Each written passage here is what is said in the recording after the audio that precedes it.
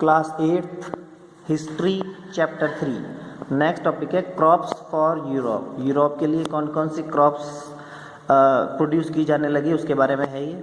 The British also realise that the countryside could not only yield revenue. उन्होंने देखा कि country के side से रेवेन्यू को पूरी तरीके से नहीं लिया जा सकता। It could also grow in crops that Europe required. यहाँ पे ऐसी क्रॉप भी उगानी पड़ेगी जो यूरोप में रिक्वायर है, ज़रूरत है।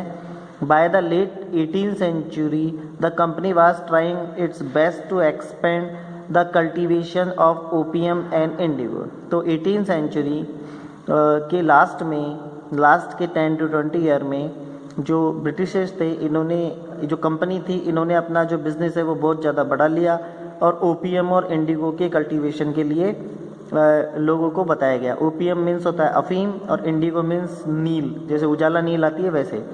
इन the century and a half that followed, तकरीबन 150 साल बाद द ब्रिटिश परस्यूडेड और force cultivator in various part of India to produce other crop. तो ये जो ब्रिटिश जो ऑफिसर्स थे, इन्होंने लोगों को फोर्स करना स्टार्ट कर दिया और भी क्रॉप्स उगाने के लिए, जैसे बंगाल में जूट, आसाम में टी, उत्तर प्रदेश में शुगर केन यानी गन्ना, पंजाब में वीट यानी गेहूं, महाराष्ट्र में कॉटन और पंजाब में भी कॉटन एंड मद्रास में राइस की खेती करवाना स्टार्ट कर दिया। हाउ वाज दिस डन, ये कैसे होता था? The British used a variety of method to expand the cultivation of crop. तो इन्होंने कई टाइप्स की वैरायटी अप्लाई करी क्रॉप्स के कल्टीवेशन को बढ़ाने के लिए। दैट द नीडेड, जैसी जैसी उन्हें ज़रूरत थी। Let us take a closer look at the story of one such crop. एक ऐसी ही क्रॉप की स्टोरी के बारे में हम जानते हैं। One such method of production, एक जो प्रोडक्शन का मेथड है उसके बारे में देखिए। Figure 5 and 6 are two image of cotton prints. The image on the left show a kalamkari print created by weaver of Andhra Pradesh in India. आपको लेफ्ट साइड में जो ये दिख रही है जिसमें रेड रेड भी है, ये कलमकारी प्रिंट बोलते हैं इसको, और ये 20th century में हमारे आंध्र प्रदेश के लोगों द्वारा बनाई गई थी। On the right is a floral cotton print design and produce by William Morris. और राइट में आप ये देख रहे हो फ्लावर वाली, ये विलियम मॉरिस के द्वारा बनाई गई है, जिसे फ्लोरल कॉटन प्रिंट बोला जाता था, पेंटिंग बोला जाता था। Famous poet and artist of 19th century, Britain के जो विलियम मॉरिस थे वो ब्रिटेन के 19th century के एक फेमस आर्टिस्ट और पोएट थे। There is one thing common in the two print, इन दो प्रिंट में एक चीज़ कॉमन है। Both use a rich blue colour, दोनों में ब्लू कलर का काफ़ी इस्तेमाल हुआ है। कॉमनली कॉल्ड इंडिगो, जिसे इंडिगो या नील बोला जाता था। Do you know how this colour was produce, आप जानते हैं ये कलर कहाँ से मिला? The blue that you see in these print was produced from a plant called indigo। ये एक इंडिगो नाम के प्लांट से मिलता है।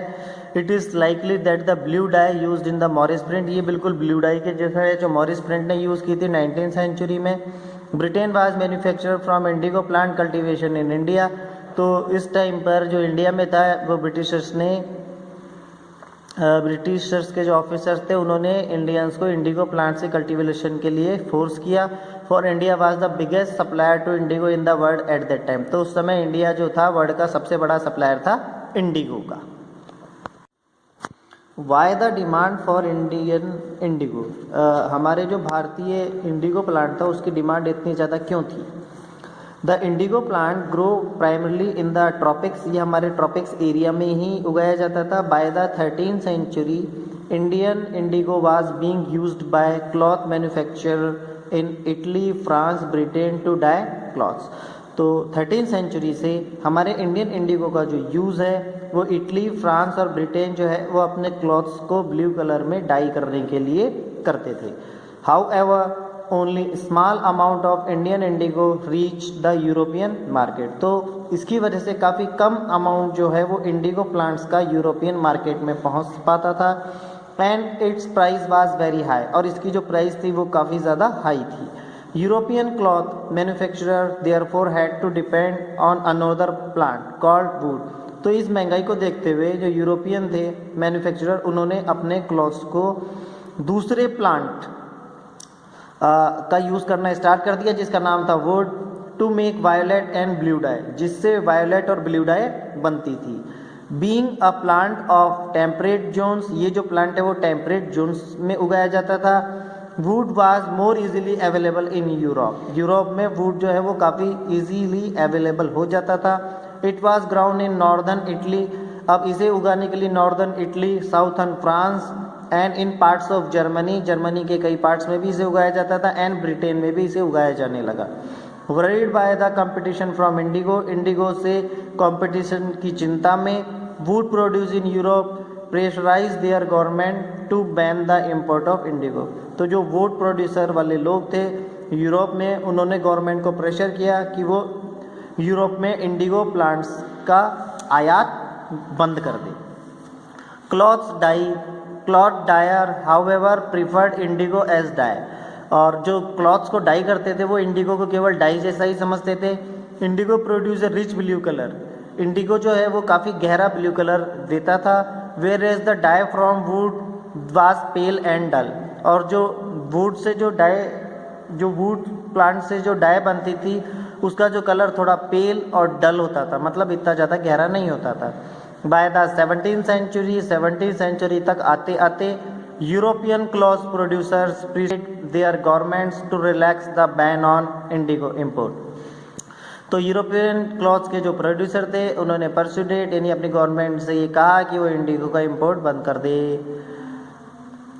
To relax the ban. तो इनकी जो गवर्नमेंट है उन्होंने उसका इम्पोर्ट बंद नहीं किया। The French began cultivation indigo in Saint Domingo in the Caribbean island, Caribbean island में फ्रेंच के लोगों ने सेंट डोमिंगो की जगह पर इंडिगो प्लांट उगाना स्टार्ट करा। The Portuguese in Brazil, Brazil में पोर्टुगीज में उगाना स्टार्ट करा। The English in Jamaica, Jamaica के इंग्लिश लोगों ने इसे स्टार्ट किया। And the Spanish in Venezuela, और वेनेजुएला में स्पेनिश लोगों ने इसे स्टार्ट किया। Indigo plantation also come up in many part of northern America, और इंडिगो का जो कुछ पार्ट था वो नॉर्थ अमेरिका से भी आता था।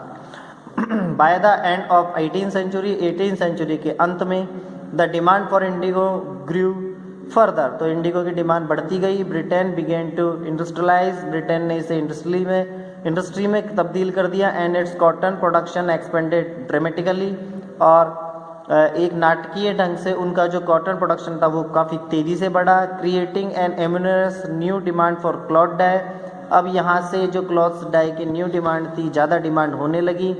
While the demand for indigo increase, तो इंडिगो की जो डिमांड है वो बढ़ती गई। Its existing supplies from the West Indies and America collapse for a variety of reason, और इसकी जो काफ़ी ज़्यादा सप्लाई थी वो वेस्ट इंडीज़ और अमेरिका से थी, जो कि बंद हो गई कई रीजन से। बिटवीन 1783 एंड 1789, 1783 से 1789 तक the production of Indigo in the world fail by half, तकरीबन आधा जो इसका इंडिगो का जो प्रोडक्शन था वो फेल हो गया। Clothes dye in Britain now desperately look for new source of indigo supply, अब ब्रिटेन के जो लोग थे, जो डायर्स थे, वो उन्होंने नया सोर्स खोजने का ट्राई करा। From where could this indigo be procured, तो ये जो इंडिगो प्लांट था इसको कैसे प्रोक्यूर किया जा सकता था।